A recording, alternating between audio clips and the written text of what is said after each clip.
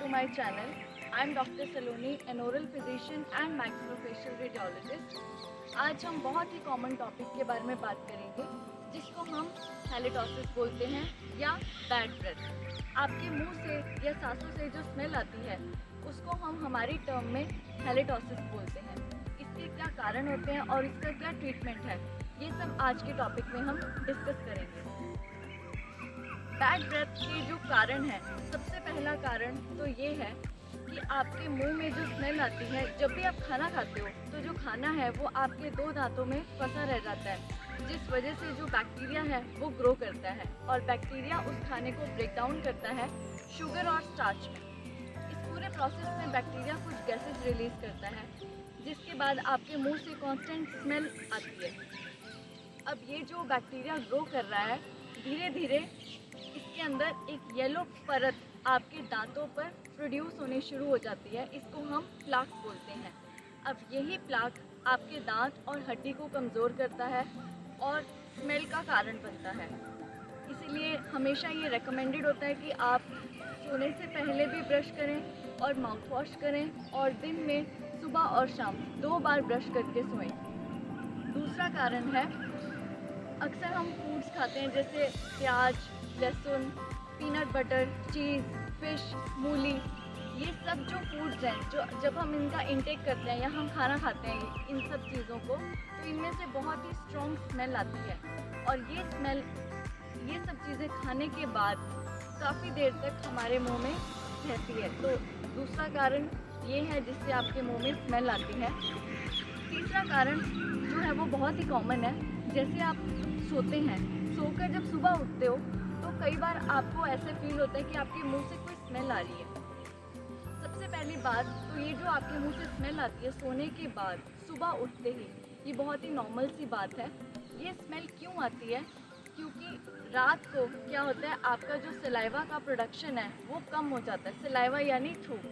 तो जो बैक्टीरिया है वो सलाइवा जब नहीं होता आपका तो वो ग्रो करता है। बेसिकली जो सलाइवा है या थूक है वो बैक्टीरिया को न्यूट्रलाइज करता है। तो जब रात में जब आप सो रहे होते हो तो जो सलाइवा है वो कम प्रोड्यूस हो रहा है, उसकी वजह से क्या है, बैक्टीरिया कॉन्स्टेंटली ग्रो करने लग जाता है, जिस वजह से न्यूट्रलाइजेशन ख़त्म हो जाती है और आपके मुंह से स्मेल आती है। तो इसलिए इस चीज़ को अवॉइड करने के लिए आपको रात को सोने से पहले ब्रश और माउथ वॉश करना बहुत ज़रूरी है। इसके बाद हम बात करते हैं ड्राई माउथ की। ड्राई माउथ एक अलग कारण है हैलिटॉसिस का। अक्सर जब हम ऑफिस में बैठे होते हैं तो क्या होता है, ऑफिस में या फिर कहीं पर भी जो भी आपका प्रोफेशन है वहाँ पर हम सारा दिन काम करते हैं और उस दौरान हम भूल जाते हैं कि हमें पानी भी पीना है।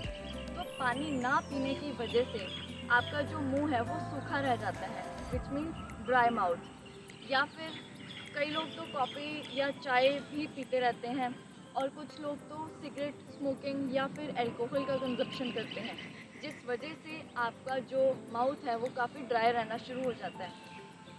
इसलिए आपको ज़्यादा से ज़्यादा पानी पीना चाहिए। 8 से 10 ग्लास दिन में पानी पीजिए। आप सिगरेट और तंबाकू खाना बंद कीजिए और चाय कॉफ़ी पीना थोड़ा कम कीजिए। इसके बाद आते हैं, ये तो था ड्राई माउथ का। इसके अलावा एक मेडिकल कंडीशन होती है जिसमें आपका जो माउथ है वो ड्राई रहना शुरू हो जाता है। ये कुछ माउथ ब्रीदर्स या फिर जो मुंह से सांस लेते हैं उनके अंदर देखा जाता है, या फिर सलाइवरी ग्लैंड की कोई प्रॉब्लम।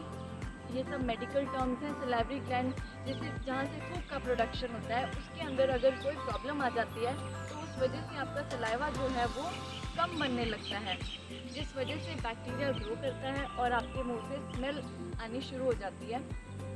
एंड तीसरा कारण है कुछ कैंसर पेशेंट्स।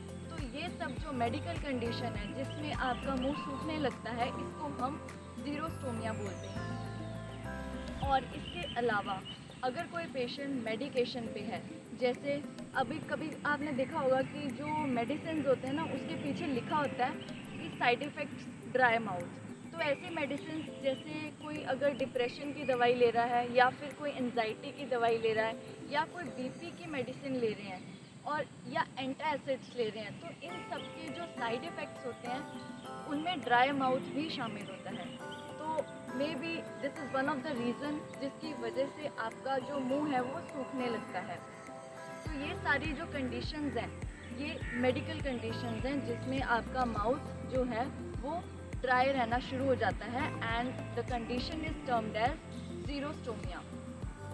इसके अलावा आपकी जैसे ये तो अब आपकी होगी कि ओरल कंडीशन, लेकिन अगर आपके मुंह में कोई कंडीशन नहीं है लेकिन आपके शरीर में कोई कंडीशन है, जैसे कि पेट की कोई problem, for example GERD which means gastroesophageal reflux disease, या फिर आपको कोई भी लिवर डिजीज़ है या क्रॉनिक किडनी डिजीज़ है, या आप एस्थमा के पेशेंट्स हैं, क्रॉनिक एस्थमेटिक्स, तो इन सब कंडीशंस में भी आपका जो माउथ है वो ड्राई रहना शुरू हो जाएगा। ऐसी कंडीशन में I prefer that you should visit your general physician, या फिर आप अपनी जो भी कंसल्टेशंस हैं वो आप कोई जनरल फिजिशियन को दिखाइए और अपना ट्रीटमेंट लीजिए। तो ये सब तो कारण थे जिनकी वजह से आपका मुंह जो है वो मुंह से स्मेल आने की प्रॉब्लम शुरू हो जाती है। Now coming to the treatment part, तो सबसे पहले जो हम ट्रीटमेंट में देते हैं द होम रेमेडीज़, बेसिकली आप घर पे क्या कर सकते हो अपने बैड ब्रेथ को रिमूव करने के लिए। नंबर 1 इज़ और योर प्रोबायोटिक्स। अब प्रोबायोटिक्स जो हैं वो हमें कर्ड से मिलते हैं या दही से मिलते हैं, तो रोज़ाना आप दही खाइए। प्रोबायोटिक्स क्या करते हैं, ये आपके जो बैक्टीरिया है उसको न्यूट्रलाइज कर देता है और आपके जो बैड ब्रेथ है उसको कंट्रोल में रखता है। So eat regularly curd in your diet. And number 2 is आप कुछ भी जैसे विनेगर है, विनेगर को 2 चम्मच एप्पल साइडर विनेगर के आप गर्म पानी में उसको लीजिए 2 स्पून, और उसको 30 सेकेंड्स के लिए स्विश एंड स्पिट कीजिए लाइक योर माउथ वॉश। आप उसके कुल्ले भी कर सकते हैं। And number 3 is baking soda. Baking soda के अंदर आपको ये किस तरह से यूज़ करना है, आपने 2 स्पून्स लेने हैं बेकिंग सोडा के, और इसको आपने गर्म पानी के अंदर डालना है एंड 30 सेकेंड्स के लिए आपने इसको भी माउथ वॉश की तरह यूज़ करना है, स्विश एंड स्पिट आउट, ठीक है। तो ये आप कॉन्टीन्यूसली करेंगे तो आपकी जो बैड ब्रेथ की प्रॉब्लम है उसमें थोड़ा सा रिलीफ मिलेगा। Number 3 is your pineapple juice. आप पाइनएप्पल के स्लाइसेस भी खा सकते हो या फिर आप पाइनएप्पल जूस भी पी सकते हैं। तो ये आप अपनी डाइट के अंदर इंक्लूड कीजिए जिससे आपको बैड ब्रेथ में जो है वो रिलीफ मिलेगा। इसके साथ साथ अब कभी कभी हम क्या करते हैं, गार्लिक और लहसुन भी खा लेते हैं। तो गार्लिक और लहसुन खाने के बाद आपके मुंह से काफ़ी ज़्यादा स्ट्रॉन्ग स्मेल आती है।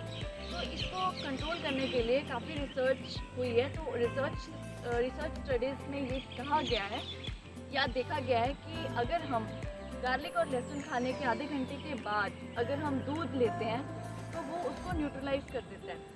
सो आप इस चीज़ को भी ट्राई कर सकते हो कि आप आधे घंटे के बाद दूध पी लीजिए और उससे वो आपका जो बैड ब्रेथ है वो कंट्रोल में रहेगा।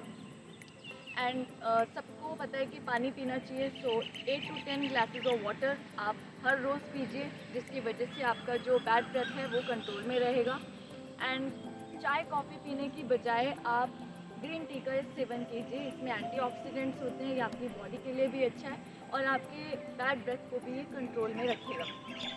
इसके साथ साथ अब ये तो आपके सारे घरेलू नुस्खे हैं जो कि आपके किचन में मतलब यूजुअली अवेलेबल होते हैं। एंड इसके अलावा आप पार्सले या फिर जिसको हम बोलते हैं धनिया, उसके पत्ते भी चबा सकते हो, वो भी आपकी जो बैड ब्रेथ है उसको कंट्रोल में रख सकते हैं। So now these are all home remedies, ठीक है, जो कि आप यूज़ कर सकते हो आपके बैड ब्रेथ को कंट्रोल करने के लिए। इसके अलावा ये तो आपके सारे होम रेमेडीज़ हैं।